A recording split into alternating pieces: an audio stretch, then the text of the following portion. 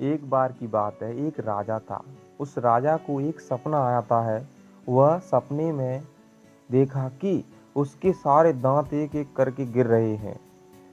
अब जब राजा सुबह उठता है तो हैरान हो जाता है और अपने सपने का मतलब जानने के लिए वो अपने महल में एक ज्योतिषी को बुलाता है और उसे अपने सपने के बारे में बताता है।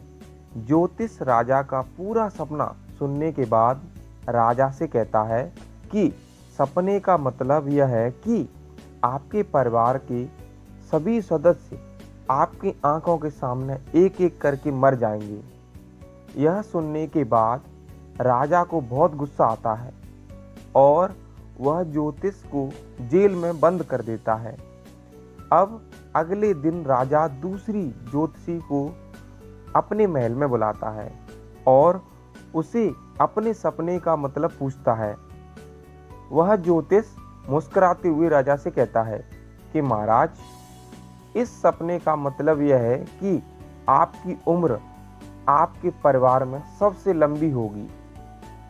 राजा ज्योतिष का यह जवाब सुनकर खुश हो जाता है और उसे बहुत सारे सोने के सिक्के इनाम में दे देता है। दोस्तों, दोनों ज्योतिष का कहने का मतलब एक ही था, लेकिन कहने का तरीका अलग अलग था। शब्द अलग था, लेकिन मीनिंग एक ही था। इसी तरह अगर आपके पास बोलने का सही तरीका है तो बात को बोलने के लिए सही शब्द, सही अल्फाज, तो आप नेगेटिव बात को भी पॉजिटिव तरीके से बोल सकते हो।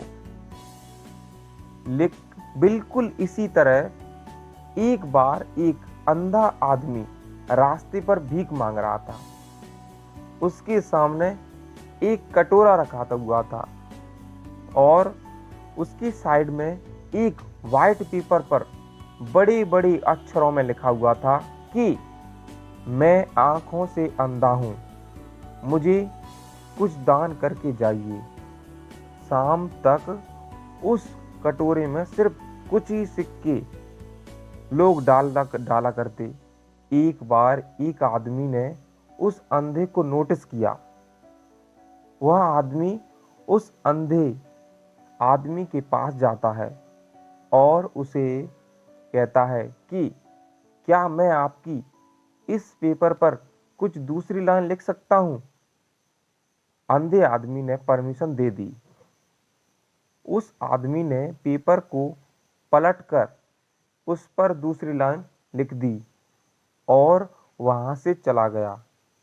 यह सब होने के बाद अब हर कोई उसे अंधे आदमी के कटोरे में पैसे डालने लगा और शाम तक उसके पास इतने पैसे जमा हो गए जो उसके पास एक हफ्ते में हुआ करते थे। जब शाम को वही आदमी उस अंधे आदमी के पास आया तो अंधे आदमी ने उस आदमी से पूछा कि तुमने इस पर ऐसा क्या लिखा है जो लोगों ने मुझे इतना सारा दान दिया? आदमी ने मुस्कुराते हुए उससे कहा कि पहले इस पर लिखा हुआ था कि मैं आंखों से अंधा हूं, मुझे कुछ दान करके जाइए।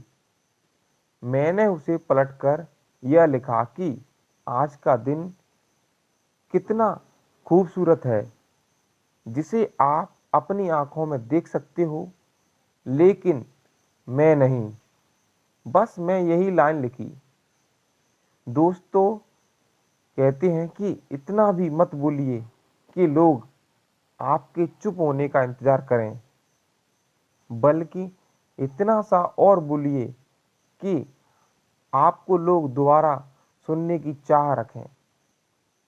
जिस इंसान को बोलने का, बात करने का सही तरीका आ गया, वह पूरी दुनिया जीत सकता है। मोबाइल देखने से और घंटे घंटे तक रील स्क्रॉल करने से और गेम्स खेलने से आपको झूठी खुशी तो मिल सकती है, लेकिन असली दुनिया में आपका कोई भी औकात नहीं है और यही कड़वी सच्चाई है। इसलिए असली दुनिया में जीना सीखिए और सही तरीके से बात भी करना सीखो। हमारी दूसरी कहानी आप जानेंगे दोस्तों, दो दोस्तों की सच्ची कामयाबी। इस कहानी में दो दोस्त हैं। अब तक की कहानी पसंद आई हो तो लाइक शेयर सब्सक्राइब करें। आइए जानते हैं। एक बार की बात है, दो दोस्त समुद्र के किनारे शंख ढूंढने के लिए गए। उन्होंने सोचा कि शंख मिलने के बाद हम उन्हें बाजार में बेच देंगे, जिससे हमें अच्छे खासे पैसे मिल जाएंगे। तो जब वो दोनों दोस्त शंख ढूंढने के लिए गए तो एक दोस्त को शुरू में ही बड़ा शंख मिल गया। उसने अपने दोस्त को बड़ा शंख दिखाते हुए कहा कि अगर मैं इस बड़े शंख को बाजार में जाकर बेचा तो मुझे बहुत सारे पैसे मिल जाएंगे। अब यह देखकर वह दूसरा दोस्त भी बड़ा शंख ढूंढने लग गया। उसके दिमाग में सिर्फ बड़ा शंख ही घूम रहा था और इसी चक्कर में उसे जो भी छोटे छोटे शंख मिलते उन्हें वह वापस समुद्र में फेंक देता और फिर से वह बड़ा शंख ढूंढने में लग जाता। अब जो पहले वाला दोस्त था जिसे बड़ा शंख मिला था, वह और भी शंख ढूंढने लगा और उसे बहुत सारे छोटे छोटे शंख भी मिल गए, जिन्हें वह जमा करता गया। सुबह से शाम हो जाती है, लेकिन उस दूसरे दोस्त को बड़ा शंख नहीं मिलता। अब पहले वाले दोस्त के पास एक बड़े शंख और कुछ छोटे शंख थे, जो उसे बाद में मिली थी, और दूसरे दोस्त के पास एक भी शंख नहीं था। अब वह दोनों दोस्त बाजार में जाते हैं। पहले दोस्त को बड़े शंख के 2000 रुपये मिलते हैं और जो उसने बाद में छोटे छोटे शंख जमा किए उसके लिए उसको 5000 रुपये मिलते हैं। दूसरा दोस्त यह देखकर हैरान हो जाता है कि उसके दोस्त को बड़े शंख के कम और छोटे छोटे शंख के ज़्यादा पैसे मिलते हैं और वह बेवकूफ़ बड़े शंख के चक्कर में सुबह से बड़ा शंख ही ढूंढ रहा था।